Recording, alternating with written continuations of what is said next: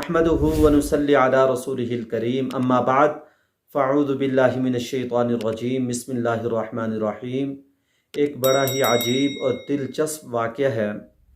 اللہ کے نبی صلی اللہ علیہ وسلم سے جو صحابہ سیکھتے تھے اس پر عمل کرتے تھے، اور صحابہ اپنی اولاد کو سکھاتے تھے اور ان کی زندگیوں کے اندر وہ نظر آتا تھا۔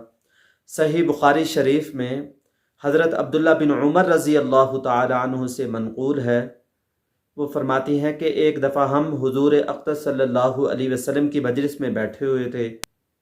آپ صلی اللہ علیہ وسلم نے فرمایا، وہ کون سا درخت ہے جو مسلمان کے مشابہ ہے، جس کے پتے جھڑتے نہیں ہیں، نہ جاڑوں میں نہ گرمیوں میں، نہ سردیوں میں جھڑتے ہیں جس کے پتے، نہ گرمیوں میں، اور ہر موسم میں وہ پھل بھی لاتا ہے، پھل بھی دیتا ہے۔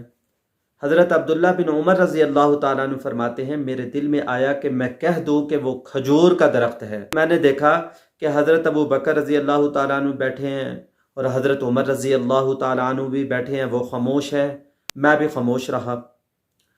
اس کے بعد حضور اقدس صلی اللہ علیہ وسلم نے ارشاد فرمایا، وہ کھجور کا درخت ہے۔ حضرت عبداللہ بن عمر رضی اللہ تعالیٰ عنہ فرماتے ہیں، جب یہ مجلس ختم ہو گئی، ہم اٹھ کے جانے لگے تو میں نے اپنے والد حضرت عمر رضی اللہ تعالیٰ عنہ سے کہا کہ مجھے معلوم تھا وہ درخت کھجور کا ہے، لیکن میں خاموش رہا۔ حضرت عمر رضی اللہ تعالیٰ عنہ نے کیا فرمایا؟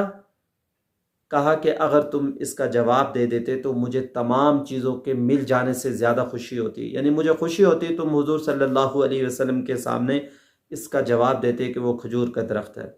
لیکن ہمیں اس سے کیا سبق ملا ہے؟ بڑے بیٹھے ہوں تو بچے خاموش رہیں، یہ ادب کا تقاضا ہے۔ حضرت عبداللہ بن عمر رضی اللہ تعالیٰ عنہ کتنے سمجھدار تھے۔ اتنی بڑی ہستی حضرت ابو بکر اور حضرت عمر رضی اللہ تعالیٰ عنہ موجود ہیں تو میرا بولنا اچھا نہیں ہے، خاموش رہے۔ تو میرے محترم بھائیو، دوستو، بزرگوں، ہم بھی بڑوں کی مجلس میں بیٹھے ہوں تو خاموش رہیں اور ان کے ادب کا خیال کریں، کیونکہ با ادب با نصیب، جو ادب کرتا ہے وہی آگے ترقی کرتا ہے، وہی کامیاب ہوتا ہے۔ جو بے ادب ہوتا ہے وہ ترقی نہیں کرتا، وہ کامیاب نہیں ہوتا۔ دعاؤں میں یاد رکھیں۔ السلام علیکم ورحمۃ اللہ وبرکاتہ۔